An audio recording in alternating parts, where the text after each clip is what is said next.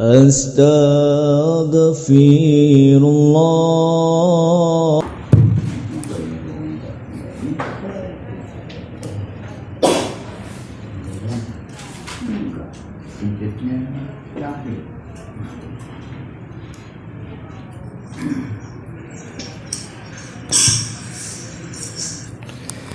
Kita mulai. Bismillahirrahmanirrahim. Assalamualaikum warahmatullahi wabarakatuh. Alhamdulillah wassalatu wassalamu ala Rasulillah wa ala alihi wa sahbihi wa mawalah wa la hawla wa la quwata illa billahi wa ba'd.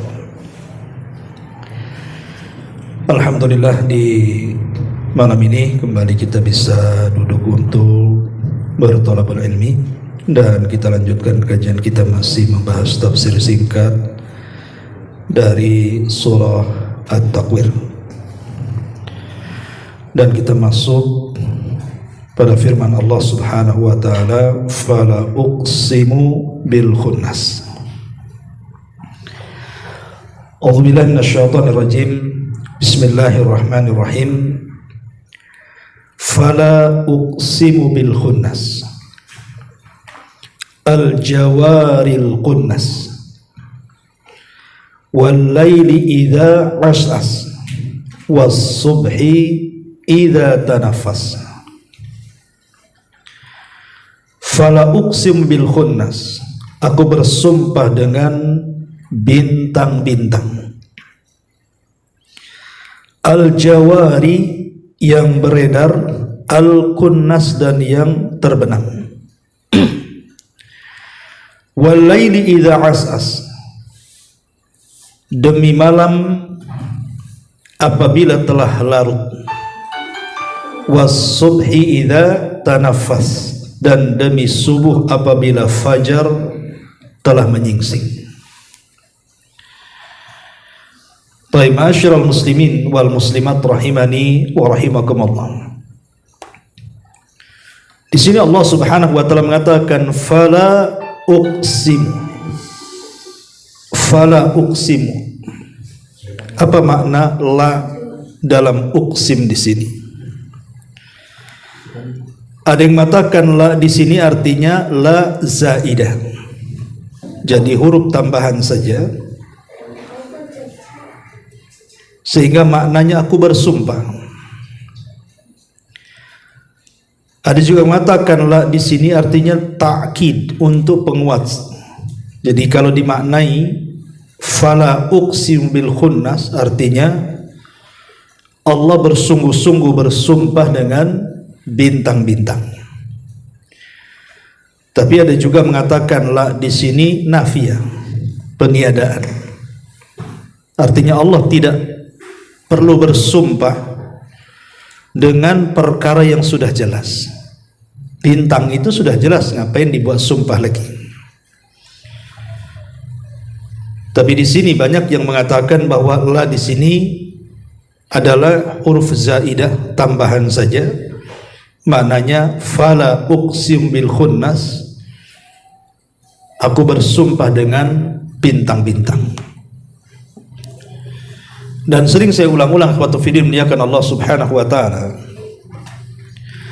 apabila Allah Subhanahu wa taala bersumpah dengan makhluknya yang ada di alam semesta ini, maknanya bahwa makhluk yang dijadikan sumpah itu pasti memiliki keistimewaan di hadapan Allah Subhanahu wa taala, karena tidak semua makhluk dijadikan sumpah. Makhluk Allah ini tidak bisa kita hitung jumlahnya. Tapi kenapa kemudian hanya beberapa makhluk yang dijadikan sumpah di dalam Al-Quranul Karim? Ya, karena makhluk yang dijadikan sumpah itu memiliki rahasia dan keistimewaan. Salah satunya adalah bersumpah dengan bintang-bintang. Dan kalau kita cerita tentang manfaat bintang yang tersebar di dalam Al-Quranul Karim, maka fungsi bintang itu kan ada 3. Pertama, untuk menghiasi langit. Artinya tanpa bintang langit itu akan menyeramkan. Kemudian yang kedua, sebagai pelempar setan, syuhuban lisyayatin, di mana jin-jin yang naik ke langit untuk mencuri dengar dari kalam ilahi yang disampaikan Jibril kepada para malaikat di langit dunia, itu terkadang jin-jin itu mendengar beberapa kalimat kemudian diperjualbelikan dengan para dukun yang ada di bumi. Makanya Allah Subhanahu wa ta'ala memfungsikan bintang untuk melempari jin-jin yang berusaha untuk mencuri dengar dari kalam-kalam Allah yang ada di langit dunia. Kemudian yang ketiga, sebagai arah. Karena zaman dulu kompas itu hanya menggunakan dua alat saja.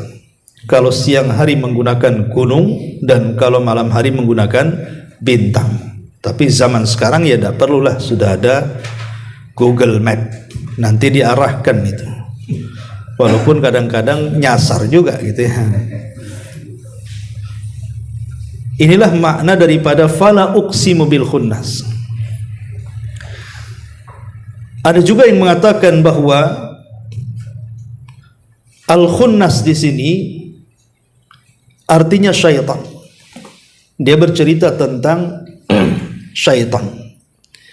Kenapa syaitan? Karena syaitan ini al-jawar al-kunnas. Kalau dimaknai bintang, artinya al-jawar itu kan beredar, berarti bintang di malam hari. Tapi kalau yang dimaksud al-kunnas yang kemudian tidak beredar, kembali ke porosnya, maka yang dimaksud bintang di siang hari. Karena di siang hari kan bintang akan hilang, bersembunyi. Tapi kalau di malam hari pasti muncul, itulah disebut al-jawar. Jawar itu artinya beredar, nampak. Kemudian al-khunnas itu artinya tersembunyi. Tapi ada yang mengatakan bahwa yang dimaksud di sini adalah syaitan dengan was-wasnya. Jadi setan, Allah Subhanahu wa ta'ala bersumpah dengan syaitan dan juga was-wasnya. Di mana syaitan ini Allah Subhanahu wa ta'ala, Nabi sallallahu alaihi wasallam bersabda, "Inna syaitana jathimun ala qalbil abdi, fa idza dzakarallaha khanasa wa idza ghafala waswasalahu." Sesungguhnya setan itu terkadang bertengger di hati seorang hamba. Apabila dia mengingat Allah, setan itu apabila mengingat manusia apabila mengingat Allah itu khanasa, maka setan akan menjauh, akan bersembunyi. Itu mana khunnas, ya. Tetapi apabila si hamba ini kemudian lalai, maka setan akan al-jawar, akan muncul dan memberikan was-wasnya. Jadi yang dimaksud sumpah Allah fala uqsimu bil khunnas, al-jawaril kunnas, maksudnya adalah asyaitan di sini. Ada juga yang mengatakan bahwa fala uqsimu bil khunnas, al-jawaril kunnas di sini maknanya adalah para pemburu. Jadi pemburu binatang, terkadang kita harus bersembunyi, terkadang harus mengejar. Al-jawar itu artinya mengejar, al-kunnas itu adalah bersembunyi. Pemburu kan seperti itu, ya. Tetapi banyak penafsiran para ulama, yang dimaksud sumpah dalam ayat ini maksudnya adalah fala uqsimu bil khunnas di sini artinya bintang-bintang, dan kalimat al-jawar yang beredar maknanya bintang di malam hari, al-kunnas terbenam artinya bintang bersembunyi itu di siang hari. Kita maknai secara global dulu. Kemudian Allah Subhanahu wa ta'ala mengatakan wal laili idza asas, dan demi malam apabila telah larut. As-as itu artinya apabila telah menyelimuti. Maka dalam bahasa Arab, kalau ada orang yang berjaga di malam hari, itu disebut as-as namanya. Bahkan pencuri itu dikatakan as-as karena dia berkeliaran di malam hari. Jadi kalau antum suka begadang, antum disebut as-as dalam bahasa Arabnya. Gitu. As-as gitu. Mau kemana gitu. Jadi orang-orang yang suka berkeliaran di malam hari apabila sudah gelap gulita. Wal laili idza as'as, demi malam apabila telah larut. Ya. Kemudian was-subhi idza tanaffas, dan demi subuh apabila tanaffas, menyingsing. Tanafas itu artinya bernafas. Seseorang apabila sempit dadanya, kemudian mungkin dengan ada masalah, tiba-tiba masalahnya teruraikan, kadang-kadang kita menghela nafas dan menghilangkan kesempitan. Alhamdulillah, itu namanya tanafas. Ya, jadi yang tadinya sempit dadanya jadi lega, itu namanya tanafas dalam bahasa Arab. Ya. Tapi yang dimaksud di sini was-subhi idza tanafas, apabila menyingsing, maksudnya fajar shadiq. Karena fajar itu kan ada dua, ada fajar kadzib, ada fajar shadiq. Kalau fajar kadzib ini itu cahayanya masih di langit, belum ke bumi. Tapi kalau sudah fajar shadiq, atau dengan kata mudahnya waktu subuh, datang waktu subuh, maka cahayanya sudah memantul ke bumi, menerangi jalan-jalan, gang-gang, atap-atap, dan begitu seterusnya. Itu dimaknai tanafas, was-subhi idza tanafas. Taib, ma'asyiral muslimin wal muslimat rahimani wa rahimakumullah. Inti daripada sumpah-sumpah ini sebenarnya di mana Allah Subhanahu wa taala ingin bersumpah dengan dua waktu yang sangat istimewa, yang penuh dengan rahasia dan keajaiban. Pertama di waktu malam, dan yang kedua di waktu subuh. Ini dua waktu yang sangat istimewa bagi seorang muslim. Adapun di waktu malam itu sendiri, kenapa malam ini sesuatu yang sangat istimewa bagi kita seorang muslim? Karena kalau kita melihat sejarah, peristiwa-peristiwa agung, peristiwa-peristiwa mulia itu banyak terjadi di malam hari. Seperti contoh saja peristiwa Isra dan Mi'raj, itu terjadi di malam hari, dan itu peristiwa yang spektakuler, yang luar biasa. Tidak ada satupun nabi sejak Adam sampai Nabi Isa, nabi yang terakhir dari Bani Israel, yang pernah diangkat ke langit. Maksudnya sampai ke Sidratil Muntaha. Nabi-nabi itu hanya di langit-langit saja. Sebagaimana Nabi SAW menemui mereka di langit pertama sampai ke-7. Adapun yang sampai ke Sidratil Muntaha itu tidak ada, kecuali Nabi kita Muhammad SAW. Dan peristiwa Isra Mi'raj itu di malam hari.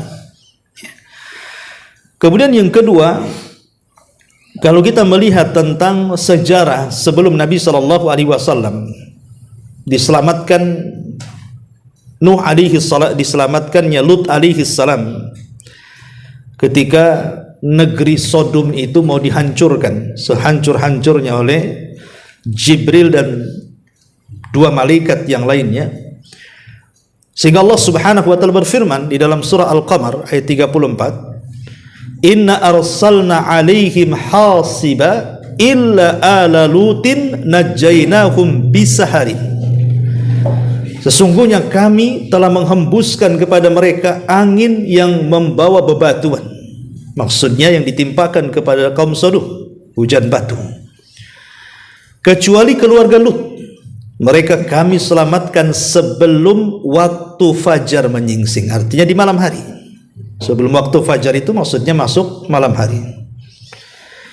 Dari sini kita tahu bahwa malam itu banyak menyelamatkan para nabi. Salah satunya Lut alaihi salam dan juga Nabi Musa. Ketika Musa alaihi salatu wasallam menyelamatkan Bani Israel dari kepungan Fir'aun dan bala tentaranya, maka Allah Subhanahu wa taala merintahkan Musa untuk segera hijrah dari Mesir ke Palestina itu di malam hari. Artinya peristiwa-peristiwa itu di malam hari. Bahkan disebutkan di dalam tafsir Ibnu Katsir ketika Allah Subhanahu wa taala berfirman tentang kisah Nabi Yakub.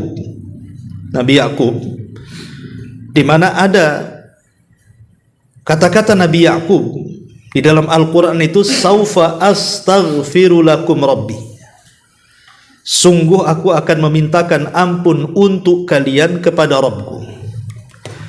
Abdullah bin Abbas radhiyallahu anhuma memberikan asbab nuzul dari kalimat saufa astaghfiru lakum rabbi, perkataan Ya'qub, di mana kata Abdullah bin Abbas radhiyallahu anhuma, kalimat ini diucapkan oleh Nabi Ya'qub kepada anak-anaknya di malam hari. Jadi Nabi Ya'qub apabila mau mengajak berdoa anak-anaknya, maka Nabi Ya'qub meminta kepada anak-anaknya untuk bangun di malam hari. Kemudian mereka berkumpul dan Nabi Ya'qub pun kemudian mendoakan mereka dan mereka mengaminkannya.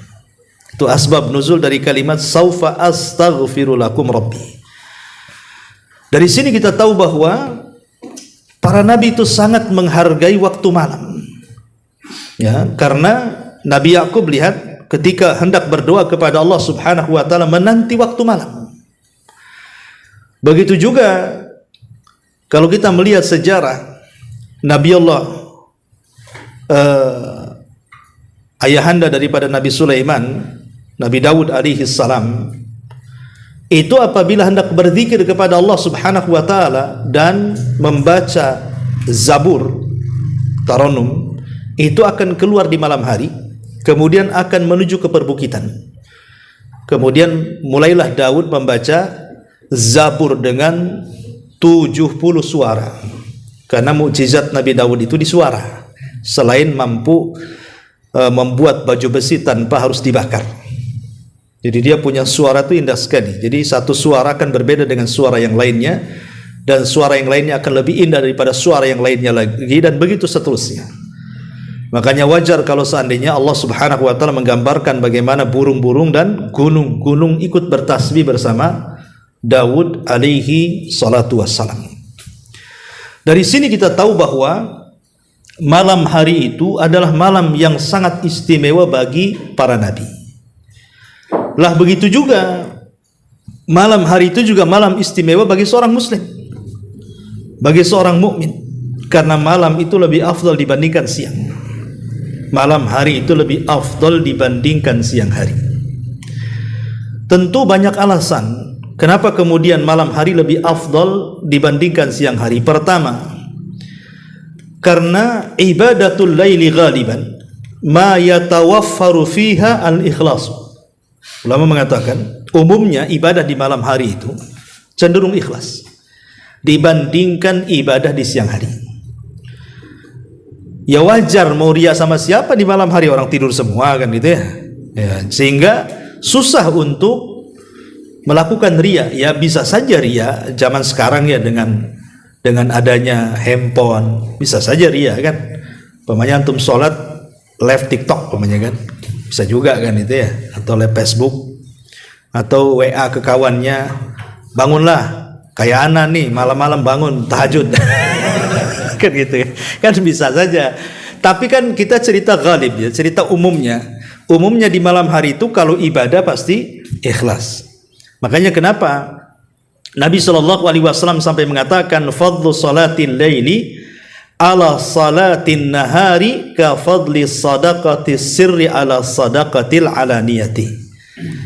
Keutamaan salat malam dibandingkan salat siang itu sama dengan keutamaan sedekah sembunyi-sembunyi dengan sedekah terang-terangan.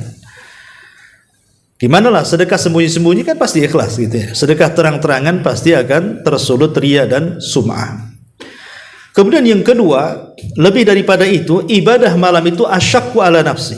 Itu lebih berat kepada jiwa karena harus bangun masalahnya. Ya bayangkanlah tengah malam, ngantuk-ngantuk, antum bangun, ambil wudhu, tahajud, itu kan berat sekali sebenarnya. Karena memang cuaca pun mendukung untuk tidak bangun. Ya, makanya ada istilah apa itu? Adalah orang guyonan itu. Antum kalau dengar suara adzan Mekah subuh, ketika membaca as-salatu khairum minan naum, itu pendek tuh. As-salatu khairum minan naum, kayak gitu ya. Nah, makanya cepat bangun. Tapi Indonesia kan as-salatu khairum minan naum, banyak ya lagunya kan. Pas di naumnya itu panjang kali kan. Jadi suruh tidur gitu. Intinya bahwa memang agak berat bangun di malam hari apabila lelah, letih, capek kerja makin lagi. Makanya kenapa kemudian Allah mengatakan inna nasyiatal laili hiya ashaddu wat'an wa aqwamu qila. Sesungguhnya bangun di tengah malam itu memang lebih menjiwai. Karena memang berat, memang tidak mungkin orang bangun untuk ibadah di malam hari itu kecuali karena Allah. Kecuali karena Allah, ya. Dan kita tahu bahwa ibadah yang dilakukan di tengah-tengah kelalaian manusia itu pahalanya lebih besar dibandingkan ibadah ketika manusia tidak lalai. Makanya kenapa sholat duha sampai-sampai ulama mengistilahkan dengan sholatul awabin, sholatnya orang-orang yang kembali kepada Allah alias orang-orang yang bertobat. Karena memang tidak semua orang bisa sholat duha. Gimana orang yang jam-jam duha itu orang sibuk-sibuknya bekerja, orang yang kantor punya kantor ke kantor, orang yang punya sawah ke sawah, orang punya jalan di jalan, dan begitu seterusnya kan. Sehingga apabila kemudian dia menyendiri sholat duha, ulama mengatakan pahalanya lebih besar. Kenapa? Karena dia sanggup beribadah di tengah kelalaian manusia. Lah sholat malam juga sama. Orang lagi lalai tidur, antum pula bangun. Makanya pahalanya lebih besar, ya. Kemudian yang ketiga, ibadatul lail itu yakunu fiha mazidu tadabburin wa tafahumin. Mazidu tadabburin wa tafahumin. Ibadah di malam hari ini ada tambahan, seseorang itu bisa lebih fokus untuk tadabbur dan tafakur. Makanya satu malam Nabi SAW meminta izin kepada Ummul Mukminin Aisyah radhiyallahu anha untuk beribadah. Aisyah ketika itu berat hati karena memang sangat mencintai Rasul, tapi Aisyah pun mau Nabi melakukan hal-hal yang ia sukai. Makanya oleh Aisyah diizinkan malam itu tidak diganggu. Maka mulailah Nabi SAW salat malam, mulai dari ba'da isya sampai subuh, dan dihabiskan dengan tangisan-tangisan sampai membasahi janggut bahkan lantainya. Jadi di pagi hari Rasul itu berjumpa dengan dengan Bilal ibn Rabah. Namanya orang habis nangis semalam kan nampak matanya. Orang itu habis nangis gitu ya. Jadi Bilal ini bertanya, apa yang membuat anda sedih wahai Nabi Allah? Maka Nabi SAW mengatakan, unzilat alayya ayatun, telah turun kepadaku ayat dalam Quran. Kemudian Rasul mengancam, wailun liman qara'aha wa lam yatadabbaraha, celaka bagi orang yang membacanya dan tidak mau merenungkannya. Sehingga Bilal makin penasaran, ayat apa itu? Maka Nabi SAW membaca surah Al-Imran itu kan, inna fi khalqis samawati wal ard wa ikhtilafil laili wan nahar la ayatin liulil albab alladzina yadhkuruna Allaha qiyaman wa qu'udan wa ala junubihim wa yatafakkaruna fi khalqis samawati wal ard rabbana ma khalaqta hadza batilan ila akhiril ayat. Dari sini bagaimana tangisan Nabi SAW di malam hari menunjukkan apa? Lebih mampu untuk tadabbur, untuk tafakkur di malam hari itu. Ya. Ini yang ketiga. Yang keempat, bahwa di malam hari ini musim litanazzuli rahmat walinuzuli rabbil ardi was samawat fa'adumatil ibadatu fihi. Karena di malam hari ini adalah musim di mana rahmat-rahmat Allah Subhanahu wa taala turun. Lebih daripada itu, Rabb pemilik langit dan bumi juga turun ke langit dunia. Makanya ada hadis yang mengatakan, yang zilu rabbuna ila sama'id dunya fi thuluthil lailil akhir wa dzalika kulla lailatin. Faqala Allah azza wa jalla, man yad'uni fa astajibana wa man yas'aluni fa u'tiya wa man yastaghfiruni fa aghfirana. Kata Nabi SAW, Allah turun ke langit dunia dan itu di sepertiga malam akhir, dan itu setiap malam. Kemudian Allah Subhanahu wa taala berfirman kepada hamba-hambanya, siapa yang berdoa aku kabulkan, siapa yang minta ku kasih, dan siapa yang beristighfar ku ampuni dosa-dosanya. Lah sebab inilah kata para ulama, fa'adumatil ibadatu fi, maka ibadah di malam hari itu semakin mulia lagi dengan disaksikannya langsung oleh Rabb pemilik langit dan bumi. turun ke bumi, ya, dan menyaksikan hamba-hambanya, siapa yang meminta, siapa yang berdoa, siapa yang istighfar, dan begitu seterusnya. Kemudian yang kelima, ibadatul laili tarafa'an nasu darajat. Bahwa ibadah lail itu bisa mengangkat derajat-derajat manusia. Bisa mengangkat derajat-derajat manusia, bahkan seluruh hajat manusia itu akan dikabulkan oleh Allah Subhanahu wa taala. Ikhwan dan akhwat, siapa di antara kalian yang tidak punya masalah? Pasti banyak masalah kita ini, ya. Entah masalah ekonomi, mungkin seret pula gitu usaha, atau masalah kesehatan, banyak penyakit pula susah disembuhkan, atau masalah kenakalan anak-anak yang buat pusing kita, ya, ataupun masalah-masalah ucapan-ucapan manusia yang menyakiti dada dan hati kita, macam-macam lah masalah itu, ya. Tetapi sebenarnya masalah-masalah itu bisa terurai dan akan terurai dan pasti terurai kalau kita bisa menyelesaikan di malam hari, ya. Masalah itu bisa terurai, selesaikan di malam hari. Karena masalah itu kan datang dari Allah, ikhwan. Lah malam hari itu tempat kita berhubungan dengan Allah. Jadi tempat bersambungnya kita dengan Allah itu di malam hari. Makanya kenapa Nabi SAW sampai mengatakan bahwa ada satu waktu di malam hari itu yang kalau kita berdoa pasti mustajab. Lebih-lebih memang Allah Subhanahu wa taala turun dan menawarkan kekuasaannya, kekuatannya, kemuliaannya, ya, doa-doanya, permintaannya ditawarkan. Siapa yang minta ku kasih, siapa yang berdoa ku kabulkan, siapa yang minta ampun ku ampuni. Ini kan janji Allah setiap malam sebenarnya. Makanya kenapa kemudian malam hari itu bisa mengangkat derajat siapapun, menyelesaikan masalah apapun, asal yakin bangunnya kita di malam hari itu karena Allah, bukan karena yang lainnya, ya. Karena bangunnya di malam hari kalau sudah niatnya karena dunia, ya tidak bisa, ya, karena Allah betul-betul ingin ibadah. Setelah ibadah baru kita meminta supaya Allah menyelesaikan masalah kita. Jadi itu diantara kenapa kemudian Allah bersumpah di sini dengan malam yang luar biasa, karena perkara-perkara tadi. Ma'asyiral muslimin wal muslimat rahimani wa rahimakumullah. Sehingga sampai ulama mengatakan ada 4 ibadah yang sangat agung sekali. Ibadah ini kalau dilakukan di malam hari itu keistimewaannya luar biasa. Hanya 4 ibadah saja, ya. Pertama, qiyamul lail. Dan itu disabdakan oleh Nabi SAW dalam sebuah hadis, man qama bi asyri ayatin lam yuktab minal ghafilin, wa man qama bi mi'atin kutiba minal qanitin, wa man qama bi alfin kutiba minal muqantarin. Kata Nabi SAW, barang siapa yang bangkit salat malam membaca 10 ayat saja. 10 ayat itu antum 3 kul aja sudah lebih tuh, ya. Maka ia akan ditulis kutiba minal lam yuktab minal ghafilin, maka dia tidak mungkin dicatat tergolong hamba-hamba Allah yang lalai. Artinya orang yang qiyamul lail walaupun hanya 10 ayat yang dibaca, berarti kita ini sudah dianggap orang yang taat kepada Allah, bukan orang yang lalai. Kemudian yang kedua kata Rasul, kalau ditambah dari 10 ayat menjadi bimi'atin, dan ditambah menjadi 100 ayat dalam salat malam kita, maka ini lebih lagi, kutiba minal qanitin, maka betul-betul dia di atas orang-orang yang betul-betul menundukkan diri kepada Allah, orang yang paling taat kepada Allah Azza wa Jalla.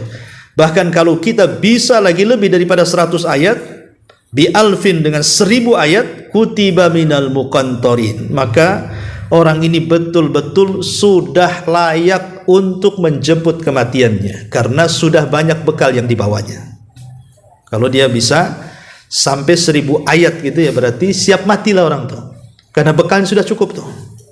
Kalau dia bisa membaca 1000 ayat, cemana Ustaz? Hafalan saya saja susah. Salat malam itu bisa pegang mushaf, ikhwan. Antum pegang mushaf bisa, ya. Salat malam, khusus salat malam, kalau salat wajib tidak boleh. Kalau salat wajib itu Allah mengatakan faqra'u ma tayassara minal Quran, ya, baca yang paling mudah, jangan dipaksakan. Kalau salat wajib itu antum bacanya qul huwallah, itu yang antum hafal, itu saja. Enggak usah antum kemudian hafalan pamannya cuman wadduha lam yakunil, coba-coba pula Al-Baqarah, Ya, nanti banyak berhentinya dibanding bacanya. Banyak lupanya, keloncat-loncat kan itu. Jangankan Al-Baqarah, Qul ya ayyuhal kafirun aja terbalik itu. Ya.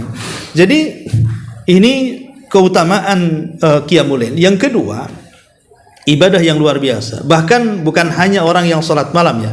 Orang punya niat saja sholat malam itu sudah dianggap sholat malam. Bagaimana orang ini terbiasa sholat malam, otomatis kan setiap hari dia pengen bangun tuh. Kalau qadarullah umpamanya dia tidak terbangun, maka Nabi SAW mengatakan, man ata firasyahu wa huwa yanwi an yakum yusalli minal laili faghalabathu aynahu hatta asbaha kutiba lahu ma nawa wa kana naumuhu sadaqatun alaihi min rabbih.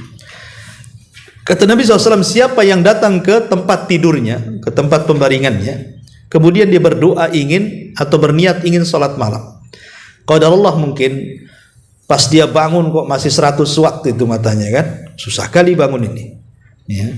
Maka Nabi SAW mengatakan tetap dia dicatat, dia mendapatkan sholat malam dan tidurnya dianggap sedekah. Dua keutamaan tuh, tidurnya dianggap sedekah, pahala sholat malam yang setiap kali antum lakukan dapat walaupun tidak melakukannya, cukup dengan niat saja. Tapi jangan pula sampai mati niat aja tak bangun-bangun.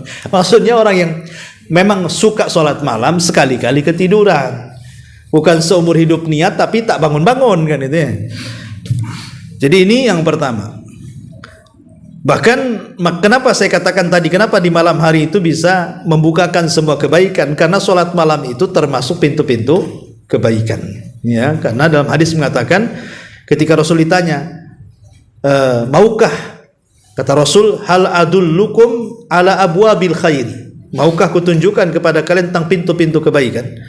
Maka Nabi SAW salah satunya menyebutnya adalah wassalatur rajuli fi jawfil laili, pintu kebaikan itu ada di sholat malam ya. Jadi sholat malam itu membuka pintu kebaikan. Bagi yang susah kerjanya Allah mudahkan, bagi yang sakit Allah sembuhkan, bagi yang ya namanya kebaikan, macam-macam kebaikan itu ya. Rumah tangga yang berantakan jadi bagus, anak-anak yang nakal jadi tidak, dan begitu seterusnya. Itulah pintu-pintu kebaikan. Kemudian yang kedua, membaca Quran. Jadi setelah tahajud duduk baca Quran ya. Kenapa demikian?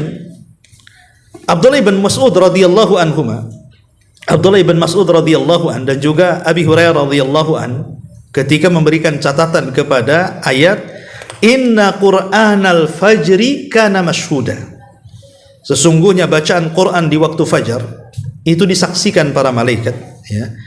Beliau mengatakan tashhaduhu malaikatul laili wa malaikatul nahar, di mana baca Quran itu di malam hari akan disaksikan oleh para malaikat ya. Jadi malaikat betul-betul menyaksikan kita sedang membaca Al-Quran.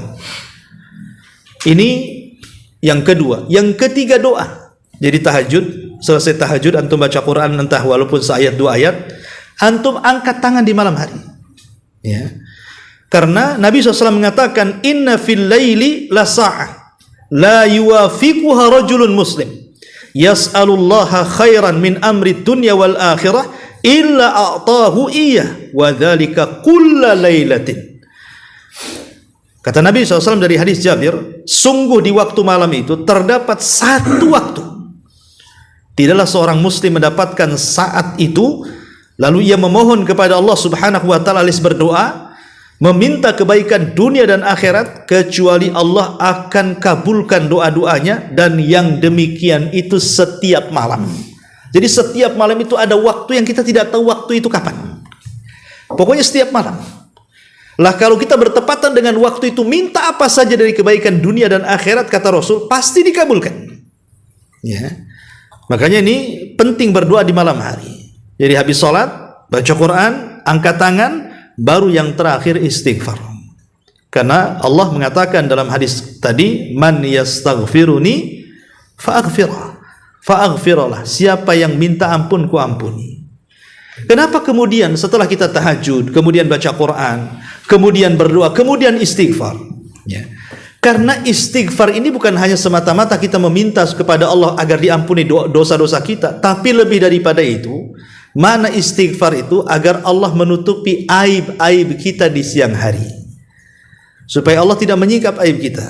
Betapa banyak orang-orang yang disingkap aibnya, malunya luar biasa kan. Ya, umpamanya digibahi orang, digibahi orang terdekat kita kepada orang lain yang orang lain tidak tahu tentang kita, karena mendapatkan cerita kawan dekat kita jadi tahu, aib kita jadi terbongkar. Ya. Lah supaya di siang hari aib-aib kita tidak terbongkar, tidak dibicarakan orang, tidak digibah orang gitu ya, tidak direndahkan orang karena aib kita, maka perbanyaklah istighfar di malam hari. Lebih daripada itu, Nabi SAW mengatakan, man lazimal istighfar ja'alallahu min kulli dhikin faraja wa min kulli hammin makhraja wa razaqahu Allahu min haitsu la yahtasib. Siapa yang melazimkan istighfar, Allah jadikan setiap kesempitannya kelapangan, setiap kesedihannya kebahagiaan, dan Allah akan berikan rizki dari arah yang tidak disangka-sangka. Jadi kalau kita bisa melihat mulai dari sholatnya, baca Qur'annya, doanya dan istighfarnya, ini sebenarnya menyingkap semua kesulitan dunia, ikhwan. Makanya saya katakan di muqaddimah bahwa malam hari ini bisa menyingkap semuanya, bisa menguraikan semua musibah yang kita alami sebenarnya. Dan kalaupun seandainya kita sudah berusaha setiap malam melakukan 4 ibadah ini, tapi tak kunjung juga apa yang kita harapkan juga dikabulkan, boleh jadi ada hikmah Rabbani yang kita tidak tahu. Itu sudah takdir Allah Subhanahu wa taala.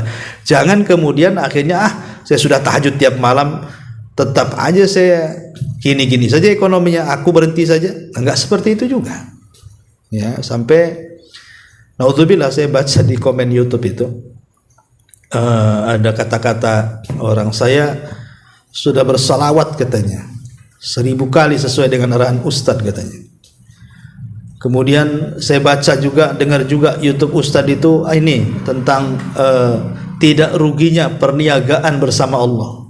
Dia bilang, saya punya rumah dan rumah itu sudah 7 bulan ditempati saudara dia katanya, dalam rangka berniaga dengan Allah. Bukankah dalam YouTube itu dapat keuntungan banyak katanya? Aku makin bangkrut, habis itu aku nggak mau lagi aku kasih katanya rumah itu katanya. Aku kapok berniaga dengan Allah. Kan gue ngajar itu ucapan kayak itu, ikhwan. Dia sangka itu keuntungan di dunia mungkin. Dia sangka keuntungan di dunia. Lah keuntungan di dunia ini, ikhwatu fiddin, manusia kan terbagi 3. Ada mukmin, ada munafik, ada kafir.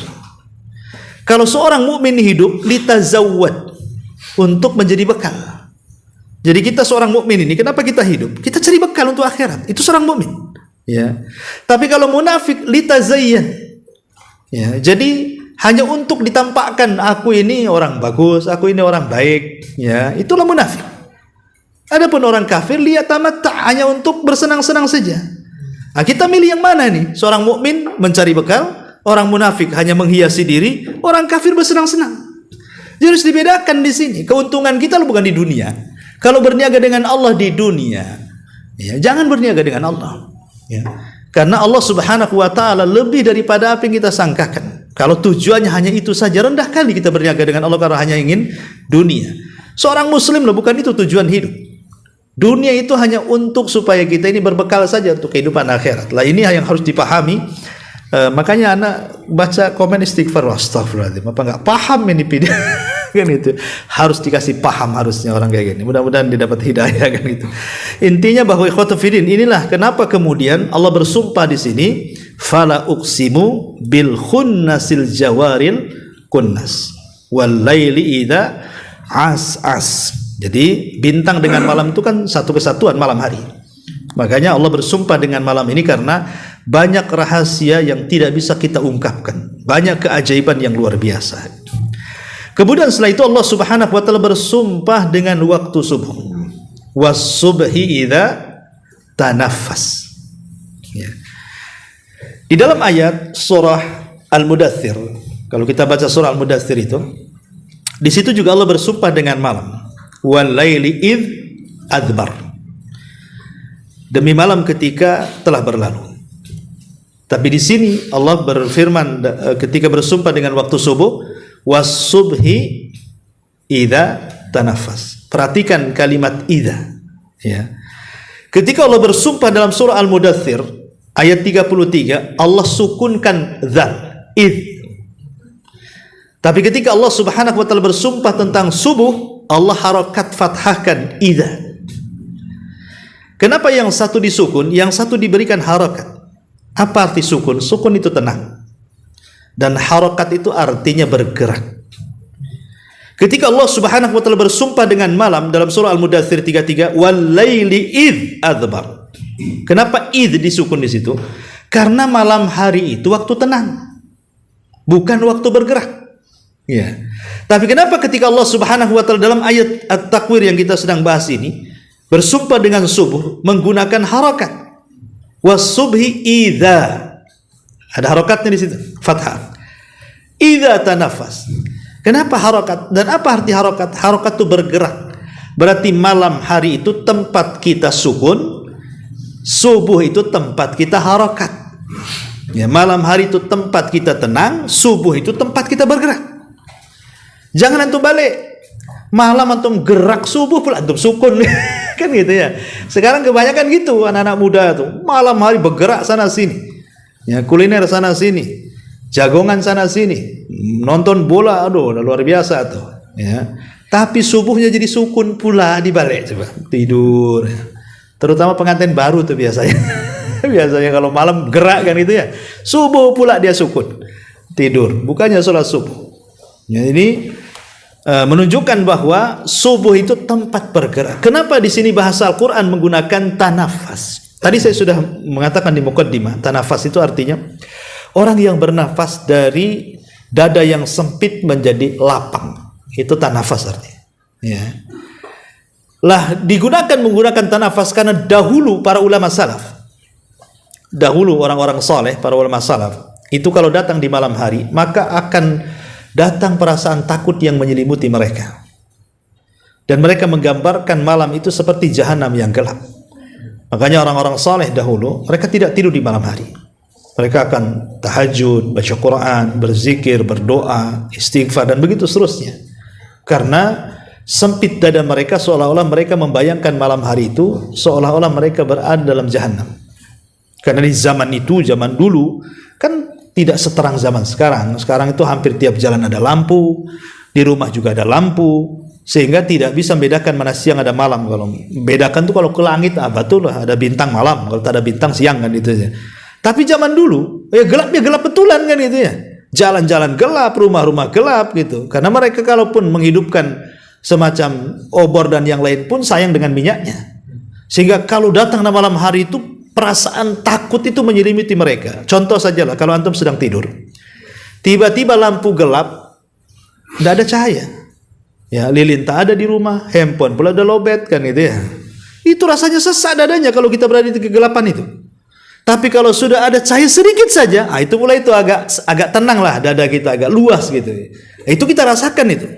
Lah kenapa kemudian di sini wasubhi idza tanafas?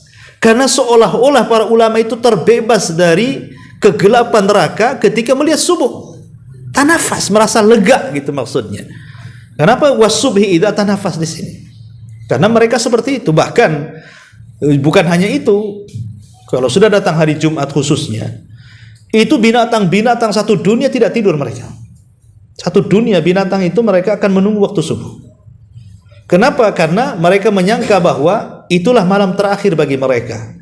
Dan besok akan terjadi kiamat. Karena kiamat itu terjadi di hari Jumat. Rasul tidak menyebutkan tanggal, bulan, tahun, tapi Rasul menyebutkan hari. Ya, bahwa kata Nabi SAW, hari Jumat itu hari diciptakan Adam, hari Jumat hari dimasukkan Adam ke sorga, hari Jumat hari dikeluarkan Adam dari sorga, dan hari Jumat juga kiamat dibangkitkan. Jadi hanya disebutkan hari saja, tanggalnya berapa, bulannya berapa, tahunnya berapa, wallahu alam, tidak ada yang tahu. Lah binatang-binatang itu dengan insting mereka, kalau datang hari Jumat, mereka ketakutan di malam hari. Tapi kalau datang subuh masih menyingsing, berarti terjadi kiamat, maka binatang semua akan bersenang karena terjadi kiamat. Itu makna idza tanafas namanya. Ma'asyiral muslimin wal muslimat rahimani wa rahimakumullah. Dan di sini juga mengatakan bahwa kalimat menyingsing tadi saya sudah singgung bahwa fajar itu ada dua. Kenapa kita harus tahu perbedaan fajar? Yang satu fajar kadzib, yang satu fajar shadiq. Ya. Dan itu penting bagi seorang muslim. Karena selambat-lambatnya seorang mukmin atau seorang muslim itu bangun di fajar mana? Fajar pertama. Ya, jadi selambat-lambatnya seorang muslim bangun di malam hari itu bukan di fajar kedua. Bukan di salat subuh, tetapi di fajar kadzib. Biasanya disunahkan azan awal di situ. Makanya kalau waktu subuh itu kan disunahkan ada 2 azan. Ya, azan pertama dan azan kedua. Ya, di Indonesia memang jarang, tapi ada di beberapa tempat tuh waktu saya ke Lamongan kalau nggak salah. Itu ada masyarakat di situ udah terbiasa azan itu 2 kali. Jadi azan pertama dan azan kedua. Ya, kalau di Mekah ya memang di sana begitu kan itu kalau antum pernah umrah. Makanya kenapa Nabi Shallallahu Alaihi Wasallam mengatakan dalam sebuah hadis, ya, liyarji qaimukum wal yuqidu naimukum. Hendaklah kembali, maksudnya beristirahat bagi orang-orang yang menghabiskan malamnya dengan tahajud untuk berbaring. Maksudnya jangan sampai tahajudnya mempengaruhi sholat subuhnya. Ada orang yang mengejar tahajud, subuh pula lalai. Itu salah. Dia tidak bisa membedakan mana wajib mana sunnah namanya. Sholat malam itu kan sunnah saja, sholat subuh itu wajib. Ada orang yang capek-capek dia tahajud, ketika subuhnya mulai dia lunglai. Ya, karena kecapean sholat malam kan. Nggak boleh seperti itu. Tetap kita pun harus menjaga kewajiban kita kepada Allah. Makanya Rasulullah SAW menyuruh supaya dari azan pertama ke azan kedua itu sudah stop, jangan tahajud lagi. Ya, cukup di azan pertama itu selesai tahajud. Karena Rasul yang mengatakan fal yarji atau liyarji'a qaimukum wal yuqid naimukum. Jadi orang yang tegak sholat malam itu istirahat. Ada waktu itu menjelang subuh, entah dengan tidur ke samping, itu tidur ittija itu sunnah hukumnya. Maksudnya tidur nyamping ke lambung kanan, ya, supaya tidak nyenyak. Sebab kalau tidur terlentang, bablas lantung sampai zuhur. Ya, jadi itu sunnah hukumnya, tidur terlentang ke arah lambung kanan supaya tidak nyenyak, karena kan waktu subuh sudah dekat tuh. Hanya untuk meluruskan saja karena kita kecapean sholat malam. Ya. Tetapi kata Rasul, wal yuqid naimukum, lah orang yang tidak sholat malam tidur, jam-jam segitu sudah harus bangun tuh di azan pertama tuh. Makanya selambat-lambatnya seorang muslim bangun di azan pertama, supaya dia ada persiapan sholat subuh, karena azan pertama digunakan untuk persiapan sholat subuh di situ. Nah itulah kenapa kemudian kita harus memahami ada fajar kadzib, ada fajar shadiq, karena itu juga berpengaruh kepada aktivitas tidur kita, supaya jangan bablas sampai ke subuh. Ya. Nah di sini Allah Subhanahu Wa Taala bersumpah dengan waktu subuh, ya, karena waktu subuh juga banyak sekali keistimewaannya. Di antaranya, ya, pertama sebutkan oleh para ulama, di antara faedahnya adalah an-naumut tam an-nurut tam yaumal qiyamah. Orang yang bangun di subuh, ya, khususnya bagi laki-laki, maka mereka akan mendapatkan cahaya yang sempurna pada hari kiamat. Apa kata Nabi Shallallahu Alaihi Wasallam? Basyiril masya'ina bidzulami. Habarkan gembira kepada para pejalan kaki di waktu gelap, maksudnya di waktu subuh. Ya. Bin nuri tami yaumal qiyamah, dengan cahaya yang sempurna pada hari kiamat. Dan cahaya pada hari kiamat itu sangat dihajatkan. Karena hari kiamat itu hari yang gelap gulita, sehingga cahaya itu sangat dihajatkan sekali. Makanya orang-orang yang menjaga sholat subuh, maka Allah akan berikan cahaya yang sempurna. Kemudian yang kedua, orang yang senantiasa sholat subuh itu fi dhimmatillah, maka dia berada dalam lindungan Allah, penjagaan Allah. Mulai dari subuh sampai ke subuh lagi, itu akan diberikan penjagaan. Maksudnya yang namanya hal-hal yang buruk bagi kehidupan kita sehari-hari itu kan banyak, hewan. Entah ada yang hasad dengan kita, ada yang menyihir kita, ada yang memfitnah kita, membuli kita, merendahkan kita, menjatuhkan kita, macam-macam orang itu. Ya, ada yang hendak menyaingi bisnis, dan namanya keburukan setiap hari itu ada. Ya. Tetapi Allah Subhanahu Wa Taala janjikan penjagaan kita dalam satu hari itu, kalau kita mau menjaga salat subuh. Kata Nabi SAW, man shalla salata subhi fahuwa fi dhimmatillah. Barang siapa yang melaksanakan salat subuh, maka dia berada dalam penjagaan Allah. dia ada dalam penjagaan Allah Subhanahu wa taala. Masyaallah muslimin yang dimuliakan Allah Azza wa Jalla, sampai ada kisah gitu ya di Arab sana. Jadi ada anak kecil mendengar hadis ini. Anak kecil ya usianya ya anak sekolah SD. Jadi karena dia ingin mendapatkan penjagaan Allah, jadi jam 3 sudah bangun anaknya, nunggu subuh. Habis itu sholat subuh, betul sholat subuh dia. Yang namanya anak-anak sholat subuh ngantuklah dia akhirnya kan, paginya ketiduran sebentar, rupanya dia telat telat masuk sekolah. Jadi ketika masuk sekolah lewatlah 1 jam dia baru masuk. Akhirnya dihukum sama gurunya. Ya, karena dia telat 1 jam, mau dipukul sama penggaris. Ya. Jadi ketika mau dipukul tuh, dipegang penggarisnya, jangan pukul katanya. Kenapa? Karena aku sedang dilindungi Allah katanya.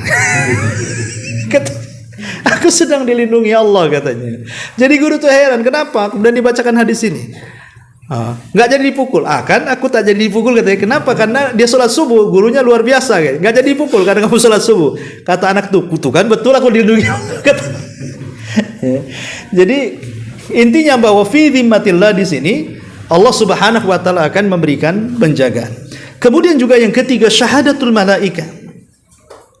Allah Subhanahu wa taala akan mengutus para malaikat menyaksikan kita, karena malaikat yang diutus mencatat kita ini kan selain Raqib dan Atid, itu ada malaikat malam, ada malaikat siang. Jadi malaikat pencatat itu ada 4 semuanya ya. Raqib, Atid, kemudian ada juga malaikat di malam hari, dan ada malaikat yang bertugas di siang hari. Itulah malaikat-malaikat para pencatat yang Allah mengatakan kiraman katibin itu. Ya.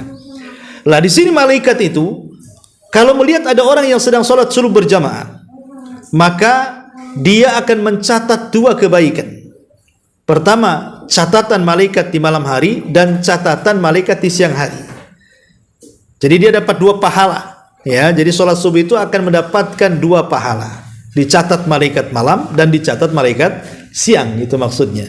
Dan itu berdasarkan hadis yang masyhur, ya ta'aqabuna fikumul malaika. Hadis yang dikeluarkan Bukhari Muslim. Kemudian juga di antara keistimewaannya adalah sababun lidukhulil jannah. Ini yang luar biasa ya.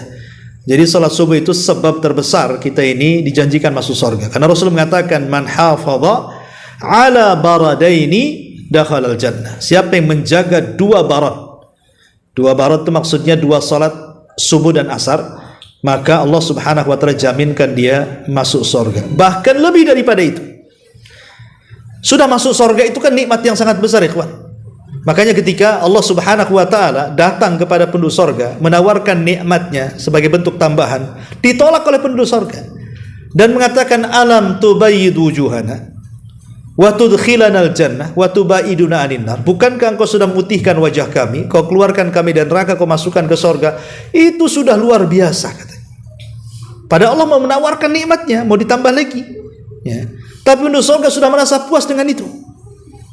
Sampai berkali-kali Allah mengatakan, ya saluni ma syi'tum hadza yaumun mazid. Mintalah segala sesuatu, ini hari tambah nikmat untuk kalian. Tapi mereka tetap mengatakan seperti itu. Sampai kemudian Adam menyarankan kepada mereka agar meminta kepada Allah keredhoannya, agar Allah meredhoi mereka tinggal di sorga dan dikekalkan di dalam. Kenapa? Sebab kalau Allah murka lawan daripada redha, maka kalian akan dikeluarkan dari sorga sebagaimana dulu aku dikeluarkan dari sorga karena Allah murka. Maka dari situlah penduduk sorga baru minta kepada Allah agar Allah memberikan redhonya kepada penduduk sorga, dan Allah kabulkan. Ya. Lah tetapi nikmat sebesar itu di sorga itu tidak seberapa. Ada nikmat yang merupakan puncak dari seluruh nikmat penduduk sorga. Apa itu? Ru'yatullah. Ketika penduduk sorga itu bisa memandang Allah Subhanahu wa ta'ala. Dan Nabi SAW mengatakan, innakum satarawna rabbakum kama tarawna hadzal qamar la tudhamuna fi ru'yati fa in istata'tum alla taghlibu ala salati qabla tulu'i syamsi wa qabla ghurubiha faf'alu. Thumma qara'a wasabbih bihamdi rabbika qabla tulu'i syamsi wa qabla al-ghurub. Surah Qaf. Ya. Nabi SAW mengatakan, kalian kelak di sorga akan melihat Rabb kalian sebagaimana kalian melihat bulan tanpa berdesak-desakan. Artinya melihat Allah tidak seperti melihat bioskop. Nah, ya, semua orang bisa melihatnya, cukup menegakkan wajah ke langit, semua orang bisa melihat Allah. Kemudian kata Nabi SAW, barang siapa yang kalian hendak mendapatkan ru'yatullah tadi, ya, maka kata Nabi SAW, kalau kalian mampu tidak terkalahkan untuk sholat sebelum terbenam matahari dan sebelum terbitnya, maka lakukanlah. Itu syarat kalian mendapatkan ru'yatullah. Jadi lihat, sholat subuh dan asar ini penyebab terbesar kita akan terus memandang wajah Allah Subhanahu wa ta'ala. Dan ini nikmat Allah yang luar biasa, ya. Ma'asyiral muslimin yang dimuliakan Allah Azza wa Jalla, jangan cerita subuhnya, cerita 2 rakaat subuhnya saja sudah luar biasa. Apa kata Rasul? Rak'atai al-fajri khairun minad dunya wa ma fiha. 2 rakaat sunnah subuh saja itu lebih baik daripada dunia dan isinya. Macam mana subuhnya? Kalau 2 rakaatnya saja lebih baik daripada dunia dan isinya. Ini keistimewaan yang luar biasa. Belum lagi akan terhindar dari sifat nifaq, karena solat terberat bagi orang munafik itu solat isya dan subuh, ya. Kemudian juga lebih bisa untuk semangat hidupnya. Karena biasanya orang kalau dia biasa bangun subuh, ya, kemudian tidak tidur lagi, walaupun agak ngantuk-ngantuk sedikit dia tahan, tapi siangnya itu dia tidak akan ngantuk, semangat tidurnya, bekerjanya itu semangat tuh. Tapi kalau seandainya nih, ya, kita ini tidak tidur malam, baru tidur umpamanya jam 1, jam 2 lah, walaupun kita bangun sampai subuh, sampai zuhur umpamanya tidur jam 2, bangun zuhur, itu habis tidur tuh lemes sampai sore itu biasanya, ya. Memang begitu Nabi SAW yang mengatakan. Kenapa? Karena yang menjadikan orang lemes ataupun semangat itu karena uraian atau terikatnya ikatan setan dalam tengkuk. Kan setiap tidur itu, nanti nih kita pulang haji nih, tidur itu setan itu akan mengutus anak-anak buahnya mengikat tengkuk kita 3 ikatan. Makanya sering saya katakan, kenapa setan mengikat di belakang, dia tidak mengikat di depan, ya. Karena ubun-ubun manusia itu tidak bisa dikuasai siapapun kecuali Allah. Makanya dalam sebuah doa Rasul mengatakan apa? Nasiyatin biyadi, ya, bahwa ubun-ubun manusia itu ada di tangan Allah. Setan tidak bisa mengganggunya. Dari sinilah perbedaan antara teori Barat ketika bicara soal otak.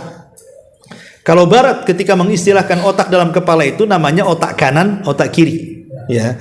Tapi kalau Islam lewat hadis tentang ikatan setan itu terbagi otak depan dan otak belakang. Otak depan disebut ubun-ubun, otak belakang disebut tengkuk namanya. Itu istilah Quran, ya. Nah, setan itu tidak bisa mengikat depan, dia hanya bisa mengikat belakang, tengkuk saja. Itu diikat 3 ikatan.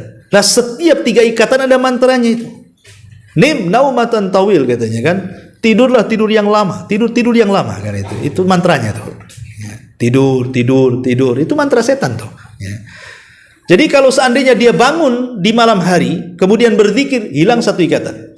Kalau dia berwudu, hilang 2 ikatan. Kalau dia sholat, hilang semua ikatan. Kata Nabi SAW, maka di pagi harinya apa kata Rasul? Tayyibun nafsi nasyatan, kata Rasul. Jiwanya bersih, hidupnya semangat, ya. Dan kita bisa rasakan memang, ya, kalau kita tidur cepat gitu, ya. Nah, kemudian subuh bangun nggak tidur lagi, walaupun pamannya antum tidur jam 10 tapi bangun jam 3 udah nggak tidur lagi tuh sampai siang, itu nggak akan lemes badan kita. Baru nanti ngantuk itu tengah siang. Itu tengah siang itu kita boleh kailulah, itu ada tidur lagi namanya tidur kailulah namanya. Ya, kalau mau lanjut tidur ya nanti siang lah, ya, karena dalam rangka menyelisihi tidurnya setan. Setan itu juga tidur, tapi kalau siang dia tidur, ya. Maka untuk menyelisih tidurnya setan kita tidur. Kata Rasul, kilu fa inna syaitan la yaqil. Hadis ini dihasankan oleh Syalbani, ya. Jadi tidurlah siang karena setan itu tidak pernah tidur siang. Walaupun kailulah itu jam berapa? Ini jadi perselisihan ulama sih. Ada yang mengatakan sebelum zuhur, ada yang mengatakan setelah zuhur. Tapi kailulah itu bukan tidur lama, tidak. Ya, tidur sejam paling lama atau 1,5 jam. Sebab kalau seandainya sampai sore itu jadi penyakit, kata ulama tib itu.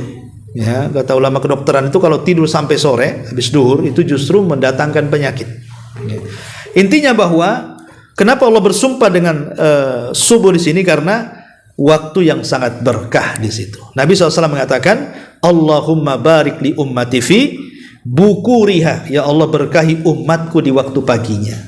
Dan Rasul mengatakan, nusirtu bis saba wa uhlikatil adu bid-dabur. Aku ditolong dengan angin soba dan kaum Ad dihancurkan dengan angin sore. Artinya waktu subuh itu ada angin yang disebut dengan soba. Maksudnya dalam kondisi cuaca yang bagus ya, bukan hujan lebat, enggak. Maksudnya cuaca yang normal. Nah, maka di waktu subuh itu ada angin soba namanya. Itulah angin yang membawa kesehatan. Makanya kalau antum baca Bukhari, Muslim, Abi Daud, apapun kitab-kitab hadis, tidak ada satupun cerita ada wanita-wanita di zaman Rasul sholat jamaah kecuali subuh. Nggak ada riwayatnya. Wanita itu sholat jamaah duhur, asar, maghrib, isya, nggak ada. Tapi kalau jamaah di waktu subuh, banyak riwayatnya. Wanita-wanita di zaman Rasul itu mereka keluar di waktu subuh. Bukan berarti kalau jamaah wanita di duhur, asar, maghrib dilarang, tidak. Ya, boleh, tidak boleh orang melarang wanita masuk ke masjid dengan syarat kan, gitu ya. Maksudnya di sini bahwa kenapa kemudian riwayat-riwayat yang banyak soal wanita-wanita yang keluar jamaah bersama Rasul di waktu subuh, karena mereka tahu fadilah waktu subuh. Sekalian mereka juga olahraga, jalan kaki, kan di situ ada angin soba. Makanya wajar kalau Imam Abdul Qayyim mengatakan orang yang membiasakan tidur setelah subuh, walaupun Syekh bin Baz mengatakan hukum tidur setelah subuh tidak ada hukumnya. Maksudnya tidak haram, tidak makruh, tidak. Apalagi orang yang capek kerja malam hari boleh tidur setelah subuh itu. Maksudnya dijadikan kebiasaan. Ya, orang yang membiasakan tidur ya setelah subuh itu tidak diberkahi semuanya. Waktunya, tenaganya, keluarganya, pekerjaannya hilang berkahnya. Kata Imam Al-Qayyim. Kenapa? Karena waktu itu turun berkah. Rasul yang mengatakan, ya Allah berkahi umatku di waktu pagi. Dia tidur pula waktu berkah, dia tidur. Waktu laknat dia bangun, gitu ya, kan masalah. Apalagi tidak sampai subuh. Orang kalau meninggalkan subuh berarti kan hari-harinya dipenuhi laknat. Bayangkan waktu bangun saja dia sudah dilaknat dengan meninggalkan kewajiban. Jadi satu hari dilaknatlah dia sama Allah. Nah, makanya di sini kenapa kemudian rahasia Allah Subhanahu wa taala mengatakan was-subhi idza tanaffas. Ya, dan subuh itu apabila telah menyingsing, ya. Inilah di antara keutamaan diambil dari hikmah sumpah-sumpah dalam surah At-Takwir. Wallahu a'lam bishawab. Sampai di sini saja. Taib, sebelum saya tutup, kalau ada yang bertanya, ibu-ibu silakan.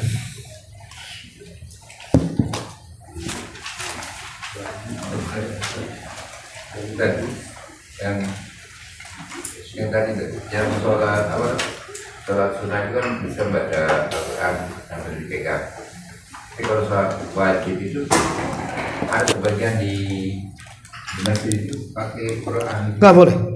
Hukumnya nggak boleh. Karena Allah yang mengatakan dalam surah Al-Muzammil itu faqra'u ma tayassara minal Quran. Bacalah dari yang mudah dari hafalan yang kau baca. Itu konteksnya sholat wajib. Kalimat itu perintah loh. Faqra'u, baca dari yang mudah. Berarti tidak boleh mempersulit. Ya, jadi tidak perlu kita ini di masjid-masjid naruh mushaf gitu, tidak perlu. Itu namanya takalluf. Allah meminta kita mudah, kita pula mempersulit namanya. Tapi kalau sholat sunnah boleh. Ya, sholat sunnah boleh, tidak ada masalah. Ya, karena sholat sunnah tidak ada perintah bacalah dari yang mudah. Itu kan konteksnya sholat wajib, ayat itu. Kalau kita lihat tafsir-tafsirnya, konteks ayat itu bicara soal sholat wajib, bukan sholat sunnah. Wallahu a'lam. Baik, sampai di sini. Subhanaka wa bihamdika, asyhadu an la ilaha illa anta, astaghfiruka wa atubu ilaik. Allahu ta'ala alam. Assalamualaikum warahmatullahi wabarakatuh. Waalaikumsalam.